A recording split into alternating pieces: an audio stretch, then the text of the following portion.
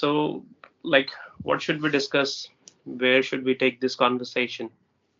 Yeah, I think we should talk on idioms. Like, I'm very, I found this your channel very interesting. Even your name of the, even the your channel name is also Mr. Idiom. So, like, tell me, how did you come up with this name? And I will, as the conversation progresses, I will ask you questions related to idioms, right? So, yeah. Yes, I would certainly answer every question you are going to ask. Yeah. But before we get into this conversation, I would like you to introduce yourself. Okay, so I am Abdul Kadir from Sindh, Pakistan, and currently I'm pursuing my bachelor's in English and literature. Mhm. Okay, wonderful.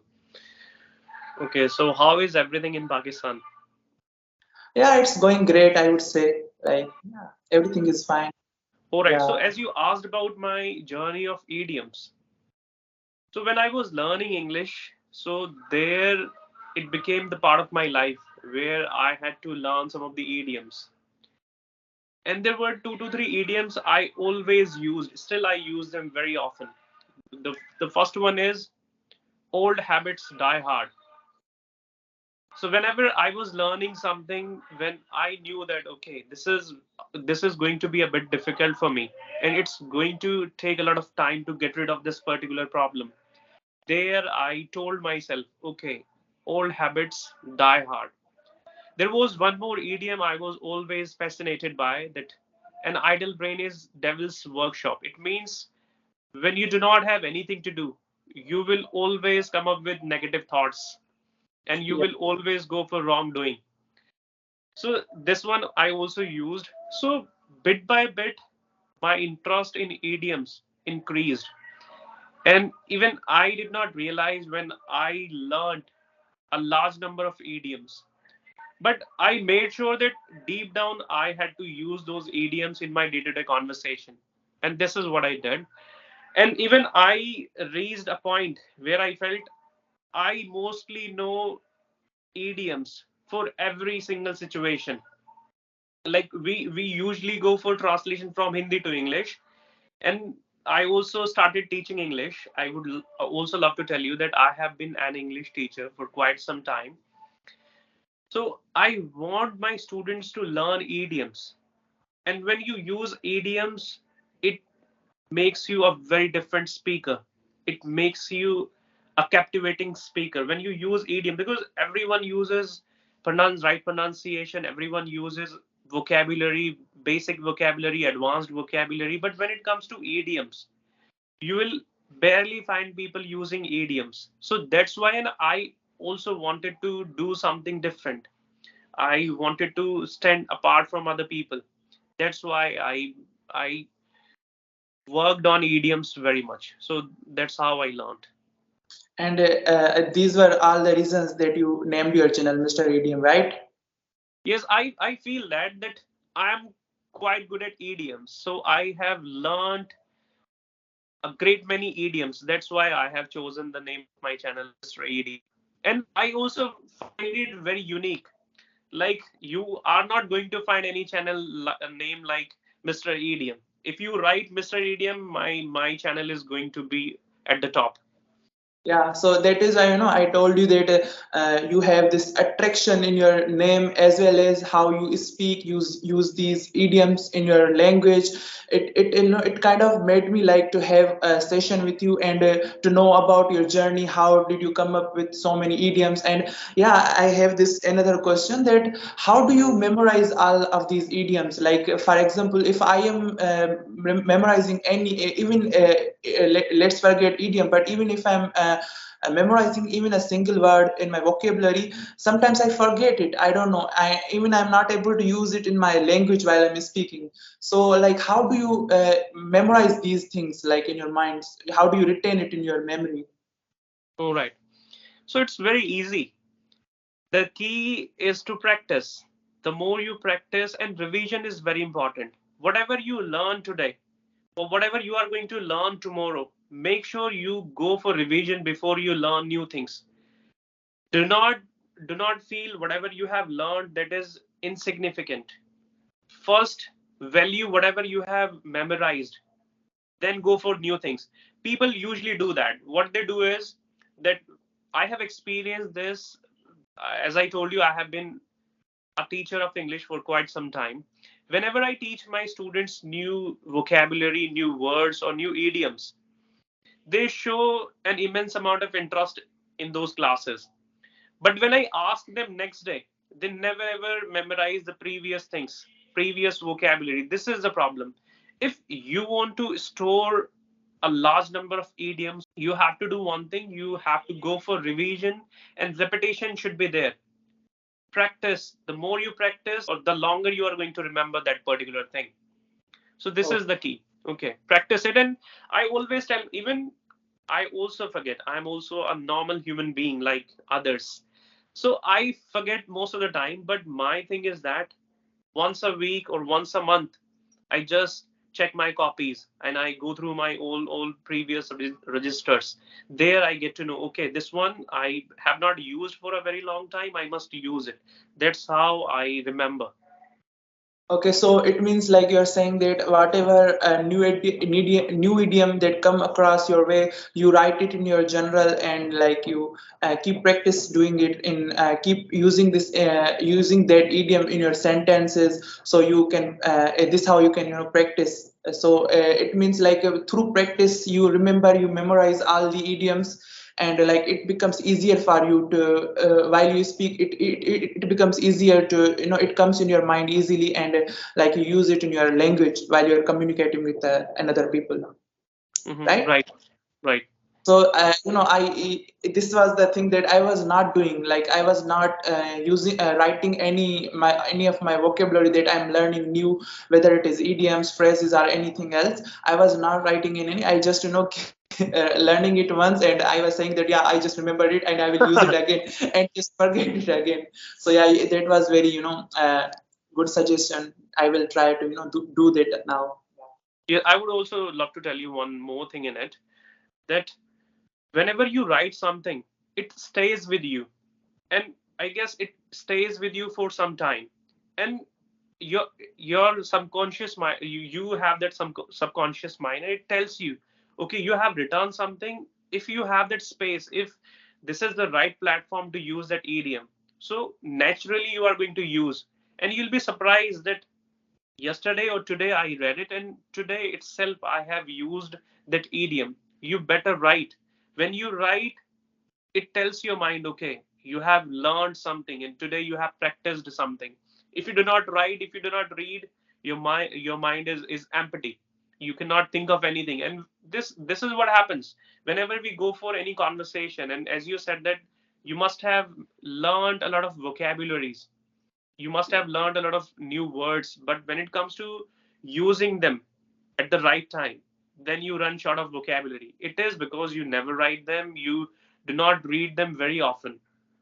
You must read them frequently. That's how it's going to work.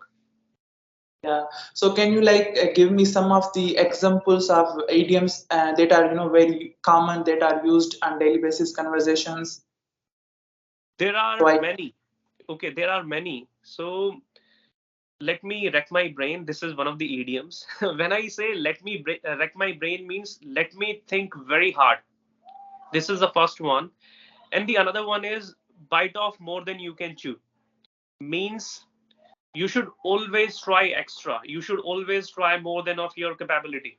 I know if I'm able to eat only one chapati, I must try eating more than one chapati. This is the second idiom. And the third idiom that is very close to my heart means curiosity killed the cat. Means we must not ask too many questions for anything. If I have a birthday party for you, or if I have got a present for you, you must not ask with this what you have brought for me, because it will not be a surprise at all. yeah. That's why it is said that curiosity killed the cat. Or another one was where I got confused. Care kills the cat. Care kills the Okay. cat. It means if you run after something, if I care for you, you will not, like, if I love you very much, you are not going to love me back. If you are after somebody, I guess you must have understood it. Yeah, So that's got it. why it is said that care kills the cat. If you want to get Yeah. something very badly in life, that particular thing will go away. Yeah, it means it's like that, don't show your too much importance to someone, or else the other person doesn't value you. I think Yes, right, it's like that, yes, right?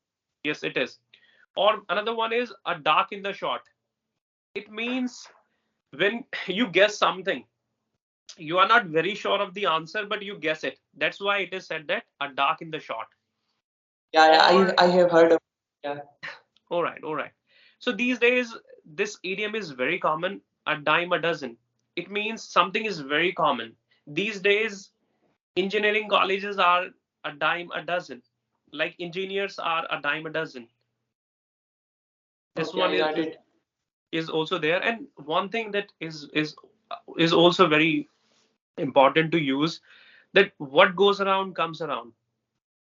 Yeah, I know about it. Like Yes, whatever you give comes back to you, something like that, yes, it's right? all about the karma, that we believe in Yeah, karma. Yes, it's all about that. And give as good as you get. It means give as good as you get. If you are slapping me, I'm certainly going to slap you. If you are abusing me, I'm going to abuse you. Means whatever you are bad doing to me, I would do the same. That's why it is said that yes, give as good as you get. yeah. So like you just mentioned this idiom that what goes around comes around. Isn't this the proverb or idiom? Like I'm confused. Let me tell you this. All right. So proverbs, idioms, sayings, adages, they are synonyms. Either you say it idioms, phrases, proverbs, adages, or saying, they are equal. There isn't any difference. So it depends, like, what do you want to say? Sometimes I say, I have one saying for you, like, practice makes a man perfect. Yeah. Okay, so it's like this. I do also, remember a few of the idioms that, are very, I think, very common. Can I like share it? Yes, please. Yeah. So like this idiom that I remember is on cloud nine. It means like Oh. I'm so excited, I'm so happy, And Mhm. the other, yeah, there is another, this idiom is that spill the beans, to tell Mhm. the secrets, right? Yes, this, right. And also there's this in another idiom that is, my favorite, like the ball is in your court, like it's your turn now to speak, Mhm. yeah, something, right? Yes, And that is yeah, ball. Yes, sorry to correct you, but that is yeah, ball. If you say the ball, so I did not get it. The ball is in your court. yeah, yeah, I know I meant that, but my accent is maybe like that. That is why it came out like that. The All right. ball, right? The ball is in your court. Yeah. Mhm. Yes. And other, I would say, break a leg. It means best of luck, good luck, Mhm. something, right? Mhm. And there is this another Rome wasn't built in a day. Like Yes. it means it takes time to achieve greater things. Yeah, Mhm. achieve success in something. Right. Yeah. I think, yeah, these are the idioms that I can remember right now. So yeah, I mean, I can say that these, very basic idioms, these are the idioms just that I just said are very basic. I think people use them like in casual conversations as well, right? So Right. that is why I remember those. But the idioms that you used were new for me. Like Mhm. okay, one or two maybe I have heard it, but other than that, all were new for me. So yeah, I will, after you will upload this video on YouTube, so I will, play this and try to write it down, the idioms that No you problem. just, told me, and I will try to use them in my sentences, as well as if I will ever communicate with any other one or with you again. So I will try to use them, to, yeah, to be like, just to add up in something in my speaking, yeah, and make it more stylish, something like that. Yes, yes, it's true. When you use idioms, it makes you stylish. Like you are different from others, as I told you initially, and it adds more color to your speaking. It beautifies your speaking skills. And there is one more idiom that I don't know whether you have heard of it or not. Feed a man a fish, you feed him for a day. Feed a man how to fish, you feed him for the entire life. Yeah, it means to give tell a man, show a man a way, he will Right. do it, something like that, Yes. right? I It's have like heard it. this. Hmm, hmm, hmm. If if you come across a beggar, if you help him or if you give him money for one time or for twice, it's not going to help him for the lifetime. He'll always be dependent on you. But if you want him to be independent, so you must do one thing: you should show him the right path. As you said, you should give him some work where he will not beg in future. He will run his life according to him, or he can make a good living. Yeah. Okay. Whatever you just explained, I'm seeing these kind of, TikToks on my TikTok app, and I Mhm. just remember this one video where there was this lady begging, and a man saw her. He was about to give her money, but then he went away, like he remembered something. After he came back, he brought a, wet marrying machine, right? So Mhm. he put it in front of her and told her that, let people check their weight and get money from them. So like Mhm. it was, one kind of a way that he gave to her. And like then the, real had like 10 or 20 years has passed, and that lady has become the owner of the restaurant.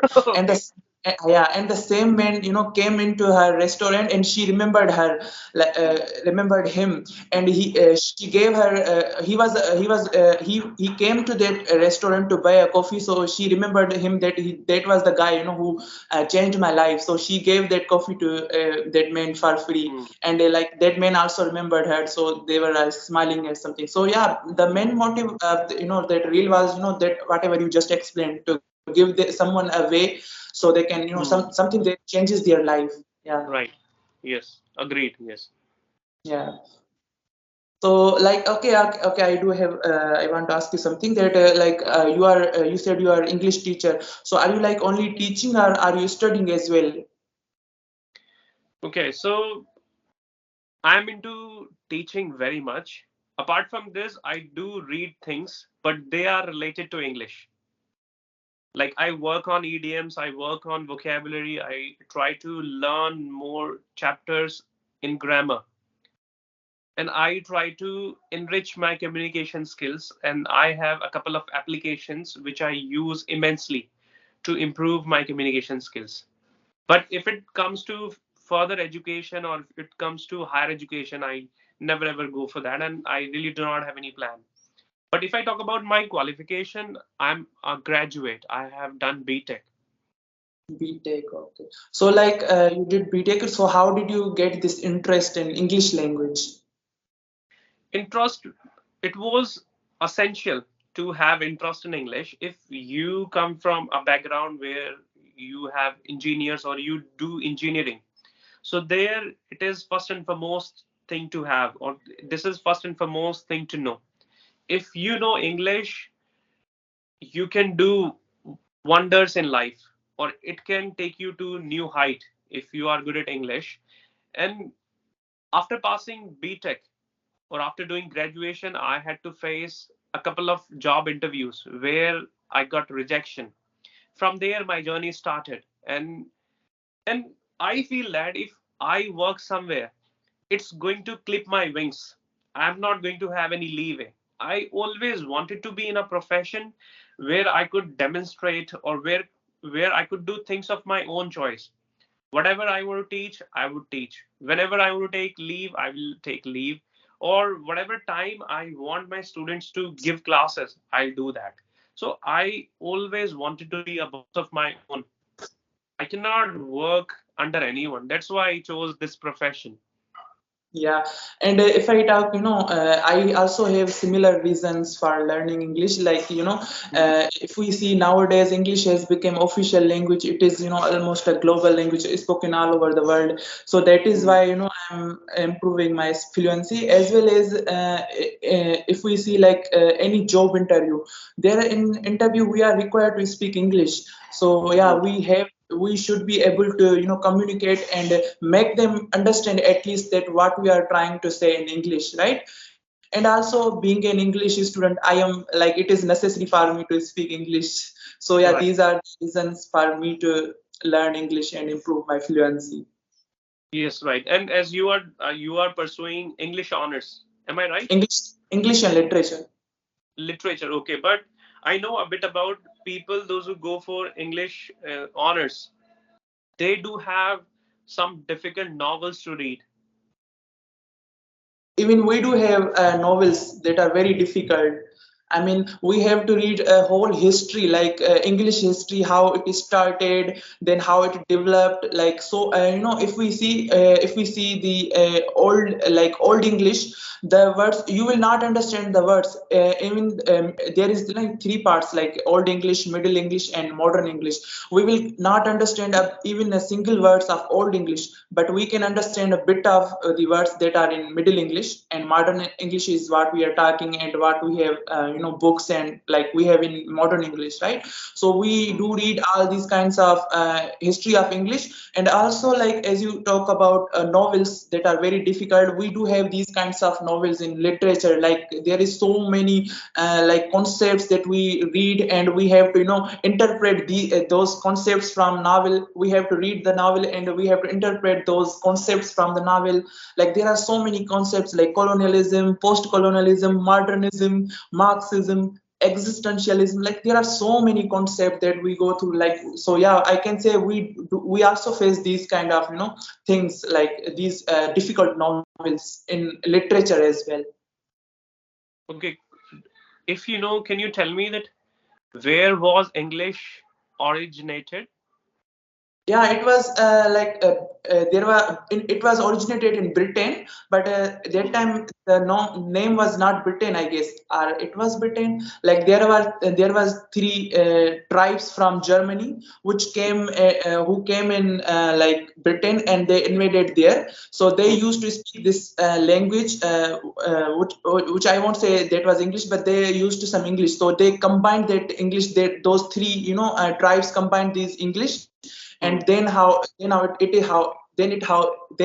is How? generated. Yeah, That's how it was generated. All right. and it was in like 450, like 80 something. Okay. Yeah. All right. So, do you find it interesting as you are a student of this particular course?